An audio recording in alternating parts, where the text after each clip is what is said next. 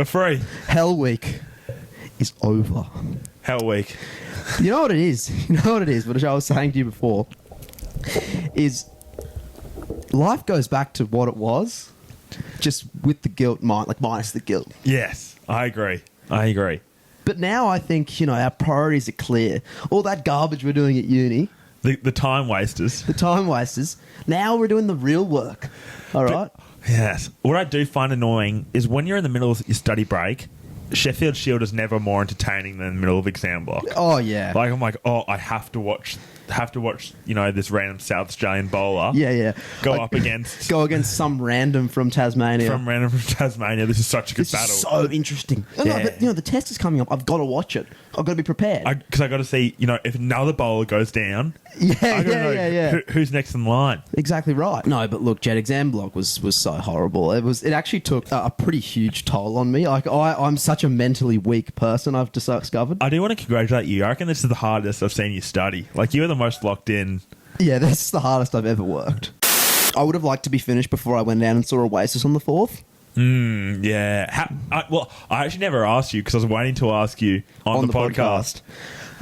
Yeah. Look, I cried when they came out. Did you actually? Shit, genuinely was crying. Like life moments top. Life moments top 3, top 5. Top 3, top 5. No, Jed, the aura that those men have. Like, Liam Gallagher held that crowd in his palm.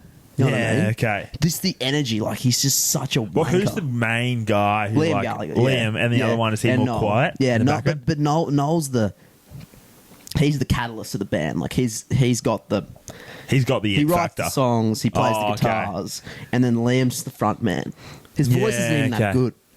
It's not that good, is it? It's not. Who's singing the Wonderwall? That's Liam. That's Liam. His voice, he technically is not that good of a singer, but the way he pushes his voice and is present on the stage, his aura. It's just the man is just he's the best. Next level. The best. How are the big ones live? We're talking Wonderwall, cigarettes and alcohol. Apparently that goes off when you jump. Cigarettes and alcohol when you're doing the Poznan. Is that the jump? That's the jump that Man City do. Yeah, okay. Yeah, that's deep. A couple United fans in front of us who refused to do it. United? Yeah, okay.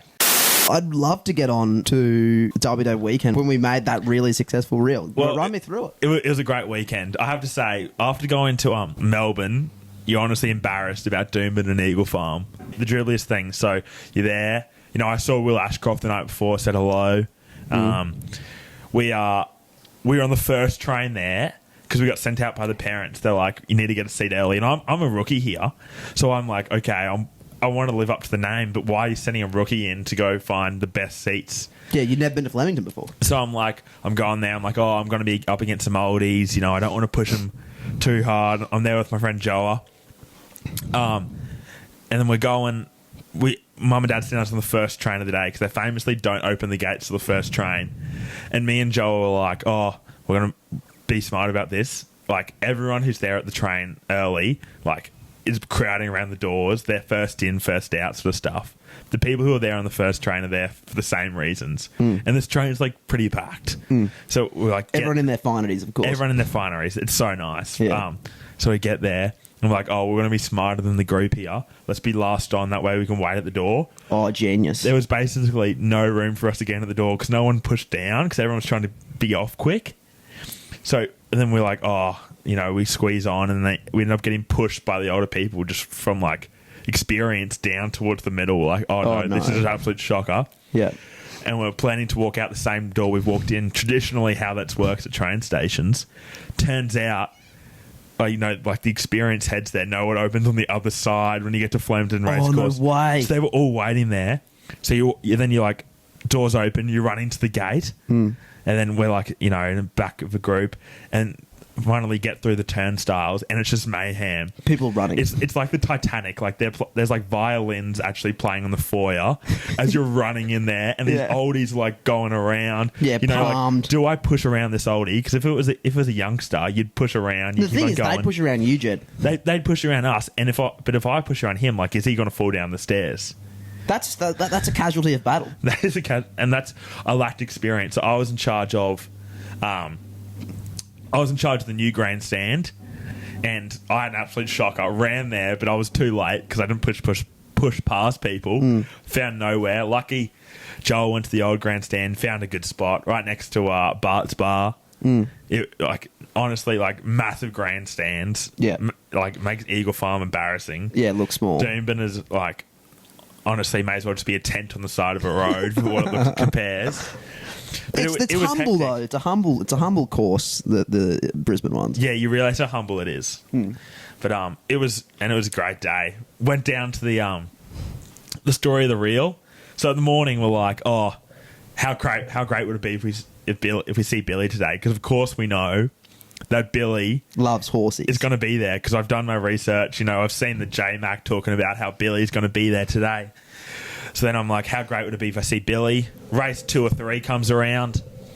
You know, I'm going down to the mounting yards, seeing the horses parade, you know, really eyeing them off. See he's got the big muscles. Yep. So he's Big got a hind nice legs. coat, you know, all that stuff that your looking experienced for. racers Yeah, look yeah. for. I'm eyeing him off. And I see Billy. He's about to come follow them out to the track. I'm like, this is my chance. No way I'm about to see Billy. You know, on the other side of the mounting yard. You know, Yeah, he's on the track. yeah, people yelling out, Billy, Billy. I'm like trying to show a bit of class. Then eventually Billy comes a bit closer, and the horse that I had already bet on gets in the way. And I'm like, this is an omen. Yeah. I'm going to bet on this horse. Yeah. So it gets in the way, and then I'm like, oh, okay, I'm going to double down on that one. It went out of the way. Then, you know, to see Billy, I'm absolutely losing it. You know, Queensland's favourite child. You know, what do you want to bet on? Calibus. And I'm like, oh no, I've already gone hard at this other one. So I've Did you cash? no, I haven't cashed. I followed Billy into Calibus, and then I put them both in a Quinella. The 9 and 5. The 9 and the 5, and that's where the Quinella came from, because the one that got in the way and the one that Billy tipped Oh my gosh. first and second. And it was honestly, like, so great. So I edited out the part where he said, so you asked him, do you have any tips? He's like, oh, nah. Well, he was trying to be responsible. And then was like, nah, stuff it. I love the 5. Oh, the 5. Anyway, went through and It dubbed was up. probably because he was maybe a bit awkward, because I was posing for photos without telling him for about 10 minutes before that, while I was just And sort of awkwardly in the background. Did he see it? Oh, he would have seen it. I was too busy looking on the camera, though. Yeah, of course. Haven't seen him yet. Got to put together a nice little collection. Yeah, of course, though. of course. But I think we need a business trip there next year. I think so as well. I was actually thinking of kind of because we've got our KPIs for the end of the year, obviously, and did you see our to-do list in the notes? No. It's all business related stuff. It's all really boring. But I think our next big events, obviously, I want to be really good for Magic Round next year. Yeah, agreed. That's our biggest thing. All right, we'll get into the cricket. Yeah, I think it's depressing. It is test week. It's test week, Jed, and I said to you earlier in the week, I just can't believe it's this time of year already. It is so exciting. It's literally when I am happiest, is when test cricket is on. It's hot outside, you're in and out of the pool, and the cricket is on the whole time. It's gone quick as well. The year has gone really fast, and obviously test cricket means the year's wrapping up, but it also means a new season is upon us, Jed. It is truly the kickoff of silly season, I think, when the test cricket starts. Yeah. They're starting. I love how the Ashes started a bit earlier than not traditional. But Well, it's a 5-test series. It is so exciting, and especially like we say this every summer, but the build-up's actually been different for this year. Oh yeah, it's a bit angrier this year, I feel. Well, it's angrier. We have Smithy calling out stupid broad comments on Howie podcasts. Yep. We have several of our bowlers falling over, like in the last hurdle. Yet we see Josh Hazlewood and Pat Cummins bowling in the nets. Not Boland, bowling in the nets. But you know what I think, Jed, is... Oh, no, the country boy, our good friend Josh Hazlewood, he's injured. Who can we turn to? The dog? Oh. Brendan Doggett? Yeah, the dog. Is that right? The dog? He gets it. He gets it, Jed. He gets the dog. Oh, no. Oh, Paddy Cummins is injured. Oh, England are going to destroy us. Scotty Boland? What I love about both of them, Doggett's one of those humble breeds as well. Do you see him on the news? And he was so awkward. He's like, are you confident? Yeah. He's just a chippy from Toowoomba. Yeah, he's a carpenter turned cricket player. Yeah. Apparently hadn't touched a cricket ball till he got on site. That's what the word is. Wow. Hadn't touched a cricket ball till he got on the side. And he's not nothing. He bowls 140s. Did he bowl 140s? 130, 140. Because he's a skinny fast fella. medium, yeah. Yeah, okay. I love how the Australians actually bowl fast. Oh, yeah. Like, did you see Ollie Robinson? He got one for. Yeah, one for and twos, I'm pretty sure. He's not even playing ones. Did he get dropped? No, he started in twos. I think he could be playing ones now. But our friends on the Grade Cricketer were saying that, well, they got someone on from Sydney Uni who he's playing for. And he was just ripping him a new one, saying how, yeah, look, I think he got like one for 60 or something, started him in twos. He actually sucks. This is like that Michael Vaughan's kid. Yeah, was it you were discussing about? Yeah, he bowls wheels. He bowls wheels, and he got an 8 for in county cricket. Like he's bowling well in England, and then he comes over to Australia and he starts in twos. Yeah. He doesn't go straight to first grade. Yeah, no. You got to start him in twos. Got to keep him Start him in humble. the twos. You know, he's almost lucky he was starting in twos. Yeah, big time. Really, he should be starting in 4th grade, 5th grade. Yeah, well, you know, and that's the engine room in the club, Jed. I'm a sixth grade player at the uni club. Yeah, it's the engine room. It's the engine room. It's what makes the club tick. Yeah, exactly. How is UQ going as a? I actually haven't been getting a whole lot of reps in there. You haven't. As a club, we've been going quite poorly. Okay, is that Rain, is that an Angus White thing? Rain's been killing us. Isn't he the spiritual leader of the club? The spirit captain. Yeah.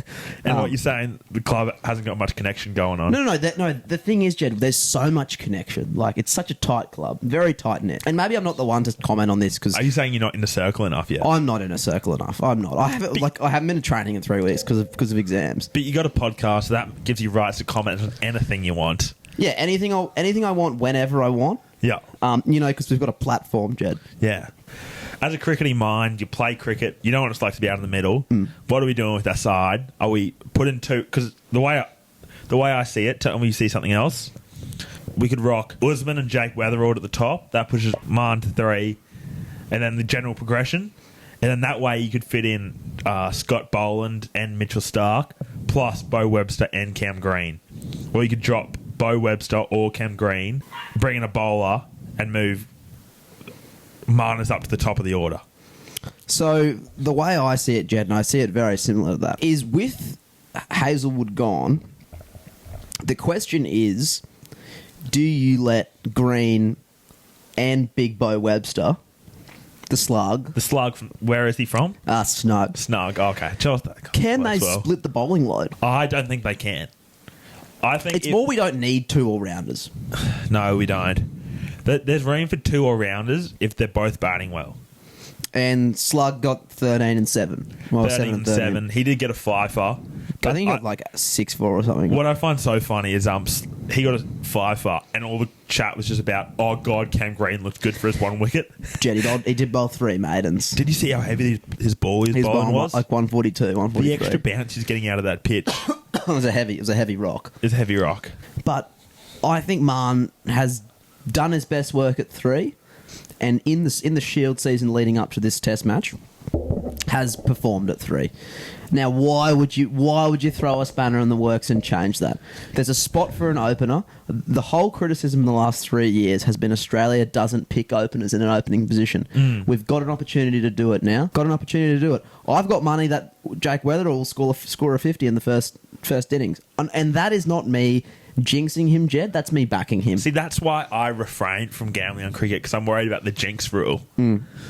Unlike rugby league, where it's like you're supporting them, I think it's almost a jinx thing in cricket. As I text you this morning, there's no each way bets in cricket. No. It's straight on the nose. Yeah, okay. That's what I like about it. Putting my money where my mouth is, I believe Jake Weatherall can do a job, or he can do a David Warner-esque job for Australia. So, and then the question becomes then, obviously, Marnus to 3, Smith 4, Head 5. I want to keep Green at 6. He's not a first drop batsman. He's just not. No, it's not. Famously, he's can't too see much of a nervous starter. Yeah, exactly. He starts too nervously. And then look, I think Bowie Webster doesn't get dropped to get squeezed out. Yeah, no, because he's not dropped. He's not dropped. He's squeezed out. If there were 12 people in the team, he'd be first in. Oh, 100%. But the fact is, there's 11. Bo Webster, although he's got a slug and he's from Snug, he's not Cam Green. Yeah. The ball he bowls is not as heavy. It's not. It's gentle outswingers, Jed, and Australia, fiery first test. We want it hard and fast. So this is Blanga's Ashes 11. To open the batting, obviously Uzi. And then we've got Jake Weatherald, bald, beautiful, and hits the ball really, really hard. 3, Marnus, famously our most informed batsman after being dropped heading into the Ashes series. Needed to be dropped. Yeah. He's a new man. Number 4, obviously, we've got Stephen Smith, fresh off ripping and tearing in the greatest city of all. The New York boy coming back home. Only a holiday house, though. He wants everyone to know that he hasn't left. He's been hitting no balls, and that's when he does his best stuff. Also, practicing his golf swing in the Sheffield Shield, always good signs. Yeah, if that doesn't scream in form, I'm not sure what does. And then 4 and 5 pick himself, Travis Head. It's got a lovely new gin coming out. Yeah. I would love to be sponsored by it. Yeah, big time. Yeah. And then, obviously, 6, we're going with Australia's favourite boy, The heaviest bowler, the heaviest hitter of the cricket ball in the modern generation. Cameron Green. Cricket's favourite. Number 7, we're going to go Alex Carey. Safest hands in the country. Safe as houses. Yeah, they say pick your best keeper, and then if he bats, it's a bonus. And we got the best of both worlds there. And God, we bat deep now. Number 8, Mitchell Starc. See you later. First ball. It's going to happen again. Number 9, Brendan Doggett. Yeah, the dog. He gets it. And then 10, Lion. The GOAT. Bowls the best offies in the country, possibly the world. And I'm loving his salt and pepper in the beard right now. Yeah, and 11, we've got the man himself, Scotty Boland. We will be a bit light on, and we won't have a specialist number 11 and Josh Hazlewood. That's probably where we're going to miss him the most. He's famously a specialist in that position. He's a closer. Yeah, is he James Faulkner of your test side? Exactly right. So that's our 11. Love it or hate it. Let us know what you think in the comments. But, Jed, you know what I can't wait for? I can't wait for someone to score a heap of runs in the Big Bash and then everyone in the media just go, why is this guy not batting 4 for Australia? Chris Lynn can slow down and just be a great test player once he gets the hang of it. Yeah. It just doesn't work like that, does it? No, it doesn't. Because, you've got club bowlers bowling to Shield cricketers. Yeah, you got Wes Agar. Famous. Love the guy. I was chatting to my family about this. Like, we're going to watch every ball of Wes Agar this summer. Not because he's a great cricketer, because you'll be able to see what the biggest sixes of the summer if you catch him with Wes Agar. So dog. He famously sucks. He'll see this. Yeah, tag him. Tag him. No, but yeah, look, and that looks like a dig at Mick Swaney. It's not. It's not. Well, Mick Swaney's different because he's one of the great people of all time. Yeah. Queenslander. He's a Queenslander. You know what I love about Queenslanders? They're connecting recently. They are. Harry Wilson connecting with Mick Swaney, and also Paddy Carrigan tagged Harry Wilson on his little Instagram post on the weekend. Well, they went to school together. They played in the same team. Yeah. No, they wouldn't have played in the same maybe team. not. Harry's a bit young. Did Harry play 3 years at first? Nah, I think it was just 2, but Harry would have been... He would have been in and around the boys, He would have been in on the edge of the squad. You know, it's like, Paddy would have been like, Harry's that good footy player and that younger. It would have been something like that. Yeah, something like that. It is great that, we got Paddy in the Kangaroos and we got Harry in the Wallabies. Captain Reds. Of the Wallabies. We're not talking about the Wallabies. Don't even... Yeah, soft topic. Don't get it twisted. Yeah. Rugby's so back. Oh. No, it is back, but God, it hurt. I remember checking the score because I slept in and I was like, I'm keen. I'm going to watch this game. Watch this game back. I can get 2 hours back in my life. Italy, no. Like, what are we doing? It makes me sad to think about, actually. What are we doing? Italy. You know what I find... This is completely changed the topic just because it hurts to talk about. Varney and all the English cricketers, have you been catching up on their content they've been releasing on that show they do? Oh, the one where the Barmy Army was doing all that embarrassing stuff. That new song is like, Carry. Yeah. Yeah, what did it? So bad. Oh, it's humiliating for them. They were calling for Mitch Marsh to be in the side. And they were talking all this... Wait, sorry? They were like, the only guy besides Stephen Smith to stand up against Jofra Archer is Mitch Marsh. I mean, he's not wrong.